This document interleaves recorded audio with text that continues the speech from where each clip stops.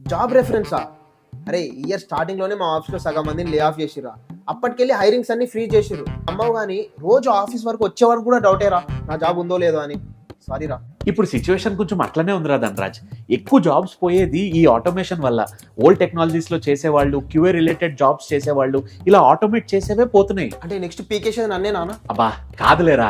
అంటే ఇప్పుడు నా సిచ్యువేషన్ ఏందన్నా, సైడ్ బిజినెస్ ఏమైనా పెట్టుకోమంటావా? కాదురా యూజ్లెస్ ఫెలో, మనల్ని మనం అప్ స్కిల్ చేసుకోవాలి. ఇన్నోమాటిక్స్ అనే ఒక మంచి ఇన్స్టిట్యూట్ ఉంది, అక్కడ జాయిన్ అయ్యి long term technologies like data science and full stack development నేర్చుకుంటే బెటర్. ఇలాంటి సిచ్యువేషన్ లో జంప్ అయిపోవడానికి ఈజీగా హెల్ప్ అవుతుంది. ఆ ఇన్స్టిట్యూట్ లో టాప్ నాచ్ ఇండస్ట్రీ ఎక్స్పర్ట్స్ వచ్చి టీచ్ చేస్తారు, మెంటరింగ్ కూడా ఇస్తారు. రోజు ఇలా ఫ్రీ టైమ్ లో నెట్ఫ్లిక్స్ వీడియోలు చూసే బదులు అదేదో అప్ స్కిల్ కి వాడిసావు, ఆ టైం అన్నా యూస్ఫుల్ అవుతుంది. ఆ ఇన్స్టిట్యూట్ లో జాయిన్ అవ్వు, సబ్జెక్ట్ డెప్త్ గా నేర్పిస్తారు కాబట్టి కనీసం 5 to 6 months పడుతుంది. ఇలా జాబులు పోయినప్పుడు కన్నా ముందే వెల్ ప్రిపేర్డ్ గా ఉండటం చాలా బెటర్.